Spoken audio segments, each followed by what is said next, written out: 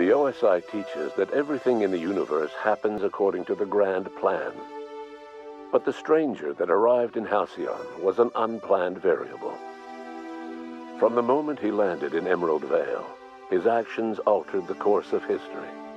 The events on Tartarus brought about the end of the board's authority. But the board's mistakes would haunt the colony for decades to come. The damage they left behind would require the work of a generation to repair. Dr. Phineas Wells began reviving a handful of the Hope's colonists: engineers, scientists, technicians, and intellectuals. They were among the brightest minds the Earth had ever sent out into the stars. The Hope scientists and engineers woke up in a colony descending headlong into total collapse. With no way to return to Earth, they had no choice but to band together and devote themselves to the cause of saving Halcyon. The people of Halcyon were nothing if not hardy. In the absence of the board's authority, many of the colony's settlements banded together with a single purpose in mind: survival. Life was especially hard in the years to come. Some towns dissolved by attrition and starvation, but most of them found a way to carry on. In the years to come, Halcyon was forced to reckon with its newfound freedom. The board was gone, and for better or worse, the colony was responsible for its own destiny. Between MSI's worker-centric policies and the iconoclast's manpower, Sanjar and Zora were able to rally many of the Terra 2 townships to their cause. MSI's workforce swelled, and the iconoclasts enjoyed a significant surge in their ranks. The board was too distracted by infighting and internal politics to stop MSI from becoming a powerful corporation and a refuge for townships that might have fallen through the cracks. Consumed by paranoia, Lilia Hagen took Sublight Salvage in a controversial direction, openly accusing board officials of an extraterrestrial conspiracy. One day, an accident at the Groundbreaker's docking bay silenced her forever. Time would tell if her replacement could keep the Sublight family together. Adelaide McDevitt replaced Reed Thompson as the leader of Edgewater. She and her followers transformed Edgewater in their image. Anyone loyal to Reed was pressured into leaving town, and those who stayed behind adapted to her way of life. Adelaide transformed the old cannery into a new garden. The nearby Edgewater Cemetery provided a convenient source of fertilizer. As for Reed Thompson, it was said that he lasted exactly 2 days outside the walls of Edgewater.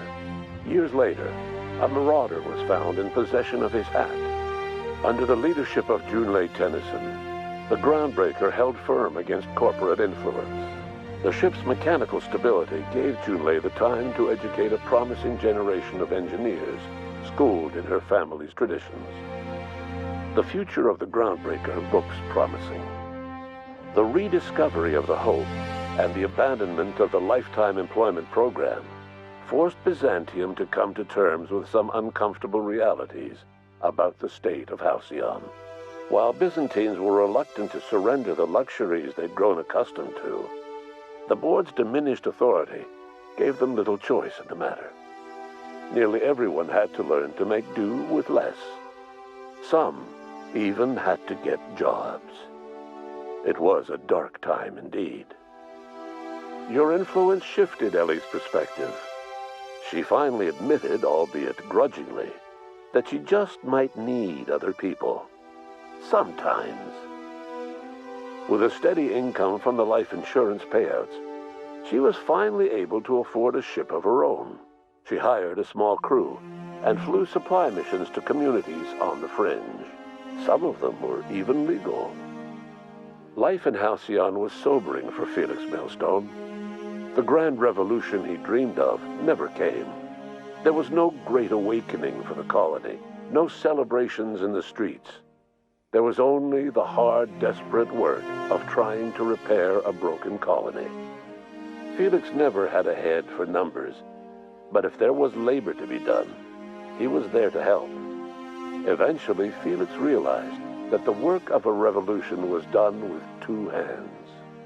As much as he enjoyed his adventures aboard the Unreliable, the vicar, known as Max, eventually decided that it was time to move on, to live out the life he had sought so long to create.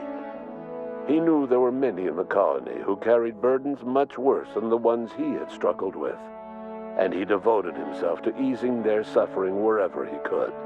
He only ever took up arms again to defend the defenseless. Unshackled from a lifetime of striving and fighting the universe and himself, Vicar Maximilian de Soto was finally at peace.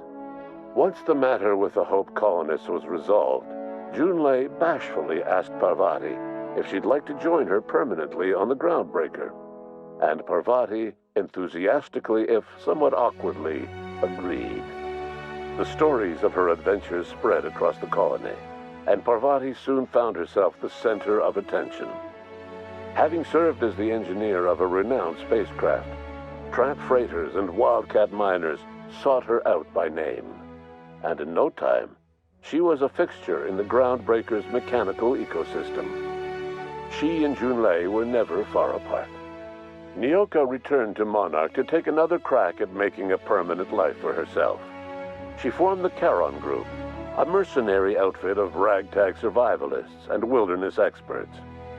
Anyone in need of a guide or just looking to throw back a beer and swap stories could find her camping on the trail or clearing an infestation. The SAM unit that accompanied you spread awareness of the product line's superior sanitation and maintenance capabilities across what was left of the colony. This led to a boost in SAM unit sales. Did you know that SAM units are the longest-lasting, toughest-acting cleaning solution in Halcyon? Minister Clark was released from house arrest, and his contact with you gave him a sense of renewed purpose and vigor. Once it became clear that no help would be coming from Earth, he threw his considerable efforts and talents into helping Halcyon manage the crisis before it. It was widely suspected that Sophia Akande was the true power behind Chairman Rockwell. However, after the riots on Tartarus, she was never again seen in the colony. Various theories circulated as to her fate. Some believed she boarded an interstellar ship capable of journeying to a distant colony. Others believe she died trying to escape Tartarus. Some few suggest she fled to Monarch, where she continued to live among a small band of loyalists. There is another theory, which suggests that Sophia's encounter with you changed her, and she deliberately retreated from public view, but continued supporting the colony in secret. When Dr. Wells began reviving the Hope's colonists, he found himself with a sudden windfall of additional supplies and resources, courtesy of an anonymous donor. If Wells knew who his supplier was, he never told a soul. As for Dr. Phineas Wells, he spent his remaining years in his orbital lab. He eventually came to terms with his own past and was able to forgive the mistakes of his younger self by devoting his remaining years to serving the colony. In the end, Dr. Wells was able to save every scientist and engineer aboard the Hope. Over the next decade, nearly all of the Hope's remaining colonists were successfully revived. Halcyon saw a period of rapid technological and scientific advancement. Breakthroughs in dietary supplements saved the colony from starvation. Geoengineering projects and social reforms began to change the structure and character of the colony. Dr. Wells laid the groundwork for the project to save the colony, but he would never live to see the fruits of his labor. He passed away a few years later. His work was carried on by the scientists and engineers he revived. Today, Halcyon has stabilized. The people of the colony work hard to adapt to their new circumstances. Nearby colonies send aid and supplies. Life will never be easy in Halcyon, but for the first time in its history, there exists a sense of real, genuine hope about the future. And what about you, the unplanned variable in the history of Halcyon? You brought an end to the riot on Tartarus and partnered with Chairman Rockwell to run the colony together. As Halcyon looked toward the future, you remained a constant presence in the colony's administration. You were never weighed down by bureaucracy, and you never had to dirty your hands with politics. You had people who did that for you. By your influence, Halcyon survived the turbulent years that were to follow. No one knows what's happened to Earth, and no one knows what the future has in store for Halcyon. All we know for certain is this: the name of the Unreliable and that of its intrepid captain will remain the subject of countless stories for years to come.